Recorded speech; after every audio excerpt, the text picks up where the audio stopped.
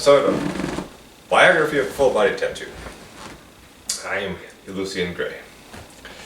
Now, it's been a while since we've done this. I'm sorry for the delay, but a lot of things have happened since since the last video. For season 2, we are currently doing season 2. First of all, I moved. I got out of the old place I was at, and now I'm in a brand new place. This is my new place all to myself. No more roommates. It's just me here, and it's fantastic. Living alone is the best thing for me, and so that's great. And that's number one. Number two, well, can't tell right now. Well, shave my beard down, so no more long beard. And I kind of feel like that was something I should have done a while ago. If you look into some of these videos, actually the video that we're going to talk about today, the session we're going to talk about today, if you look at it, my beard just got way too scraggly. Way too, not very nice to look at, not very pretty. So now I shaved it down, a lot more sculpted, a lot more well maintained. I like it a lot better, and so I'm very happy with that. You'll probably also see some more tattoos, because just because I wasn't continuing with the biography videos, I was still going to more tattoo appointments. So you'll probably see more tattoos that we haven't talked about yet. But we'll get to those sooner than not. So as for this episode we're talking about, if you remember, from the last episode, I told you that I really wanted to, even though we had other pieces to finish, like the upper part of my my leg, because of that storm, we needed to finish that. But I wanted to jump to something new and exciting, and I've done that a few times because there's still other parts of my body that are still not finished. But we'll get to those eventually in due time. I wanted to start this new piece, and so that's what we did. And at the end of the last video, I said it was going to be the shoulders. So yes, and as I was saying, with these shoulder pieces that I got, the front shoulders, it was a long process to try to get the design perfect the way I wanted to have it. So many trial and errors of trying to figure out exactly how it was going to flow with the rest of the tattoos around it. And of course that's, well, it's going to be a common thing, you know, as always going forward with more of the pieces. It's got, the new pieces have got to flow with the things around it, you know, to bring in the common theme of the one full body tribal piece that I'm going for. And so it took a while, and eventually I got down to something that looked like it was going to be great. And so that was step one. It was actually getting the design of something that I was wanting to get on me. And so I had to take the design to the artist at the day of the appointment for the outline. Now the outline is always the most difficult thing to do for my tattoos, because they're large and they wrap around, and they have to match with the rest of the tattoos around it. So we had a good, fun time trying to get this piece on, and it took like an hour and a half or something to get it aligned perfectly, and making sure it was exactly how I wanted it before we started to tattoo it on. And so then eventually we did. Like I said, it took a little bit of time, but that's part of the game. And then we started to tattoo it, the outline. And so because it takes such a long time to actually get the outline on, we were only able to get the outline, you know, on my body before the tattooing. The can't think of the word right now, but the stencil. Let's get the stencil on. Since it takes so long, we only were able to do the outline in that one appointment, my 1 3-hour appointment that day, that particular time. So we did that. The outline went smooth. No particular part was that bad. I mean, it does go up to the clavicles, just below the clavicles, but the outline isn't usually that bad.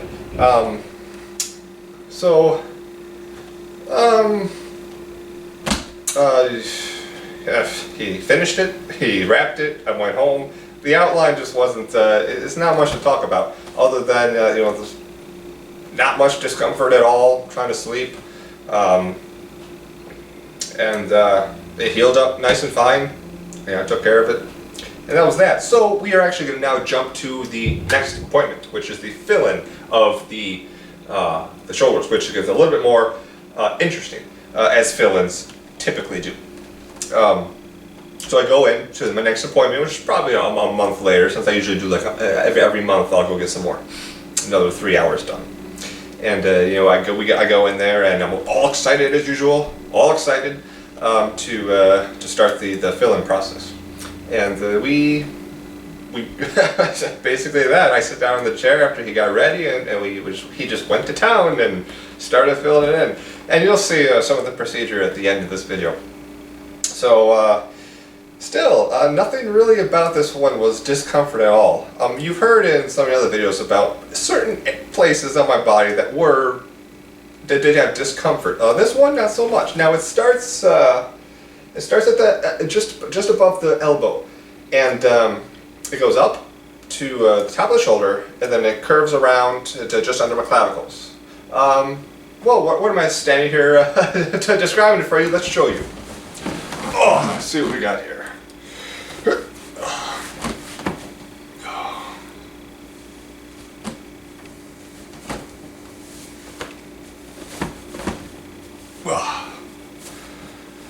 All right. So, here we go. We have my shoulders. As you see, starts just above the elbow in the front of the shoulder, and it goes up to the top of the shoulder, and then over and just to the clavicles. Let me give you a little bit more of a close-up of that. Here we go. Hopefully the lighting isn't that bad. We have the shoulder, and so yeah, nothing really about any of that was discomforting. It was fun when he got to these little parts right by the underneath the clavicle bone right there, because he hit the bone for a little bit of it, and so that wasn't that bad at all. Whenever you tattoo a bone, it's always I'm not sure if the lighting is okay in this video. Well, hopefully it is, otherwise I'll be redoing this video. Lighting looks pretty bad from my angle, I'm not sure. Okay, let me stop complaining about that and just continue on with this. So,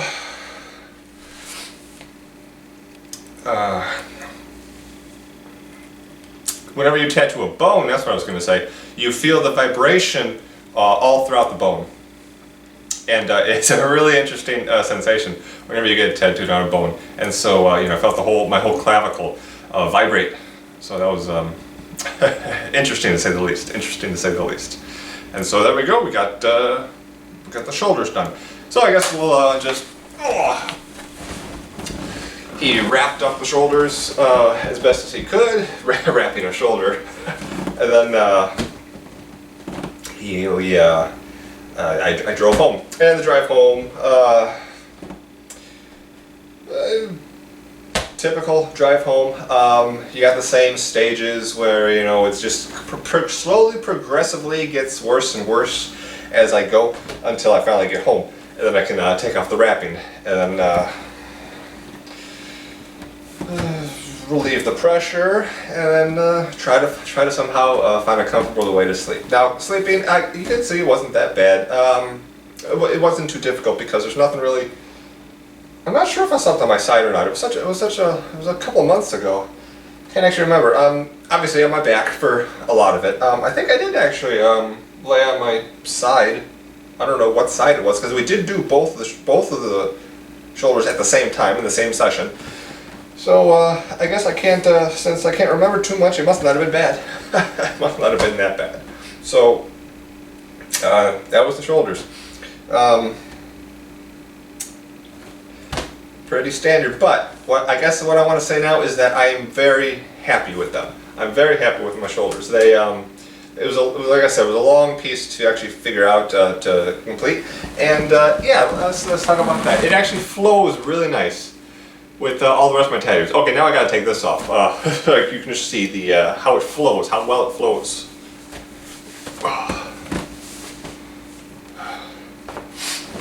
Okay, as you see, these spikes are coming in, which match the flow of the spikes coming on my ribs. And I got this nice little kind of nice flow going with all these tattoos. So yeah, I think it turned out fantastic the way we got it. And then I got this on my upper arms. It just goes straight down the center and it stops. And I have plans for the rest of that in due time. As of now, this is where we are. As you see, I do have other things that have been done since, but we'll get to those in some future videos. As of now, that's been my shoulders, and yeah, stay tuned after the credits for a couple of little shots of during the procedures of getting the shoulders done. And as always, thank you for watching. This has been Lucien Gray.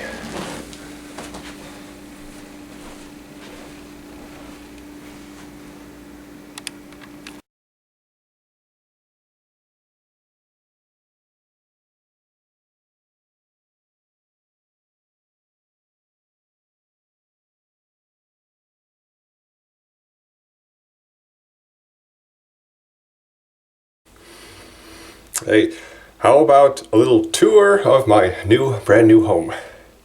So, let's take a look. As we start off, we have our main doorway. And then we step into a little foyer area over here, where we can step down into the living room area. Yay for living room area. Got my nice fireplace. A nice entertainment system. If we turn around over here, we have the kitchen. Just a typical kitchen, nothing special there. If we turn over here, we got my little computer area. And we got my friends over here, my collection. I like to collect animal bones. Got some more guys over here. No, those are not real skulls, those are fake. Don't need to worry about that. But got some more bones and stuff. And that's that area. That's where all the movies are made. If we go over through this door, we got my bedroom. Nothing too special, just a little bedroom area. See, I don't need any furniture in it because I got this nice, very nice, big walk-through closet area. So I got all my clothes and stuff in here.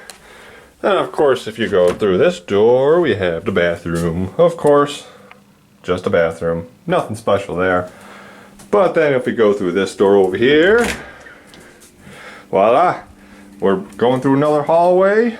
There's the kitchen again. But if we turn over here, hey, I got a little screen with my own washer and dryer. Yay, washer and dryer. So, that's that. Not too big, but I'm only one person. I guess I don't need that much space. It's my own little home. And it's been doing great so far. I've been really happy here. So, that's that. Thank you for watching. Bye. Ready?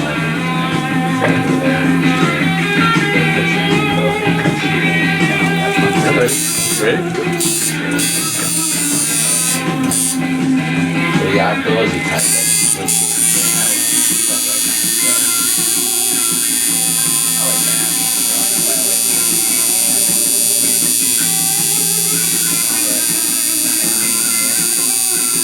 You got mine watching on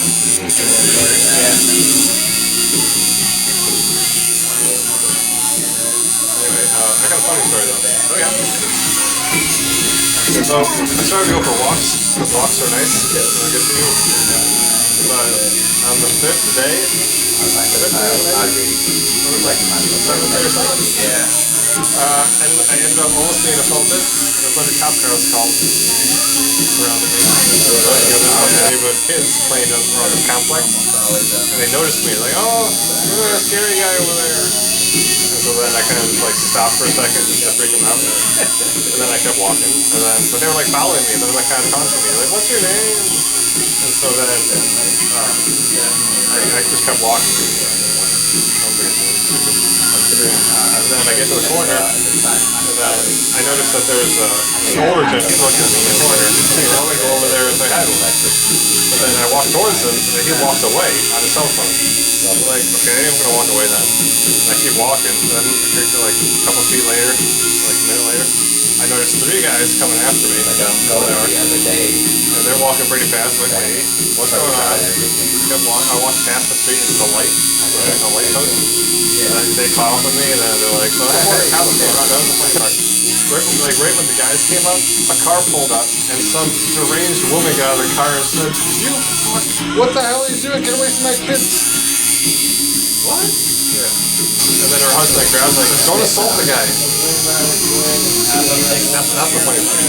Her husband had to stop her wife from assaulting him. I know something you didn't. And then the cops came. What have you been drowning in?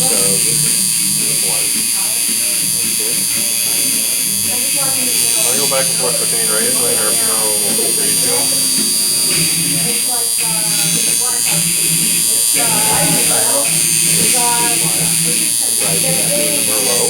No, I don't like red so much anymore.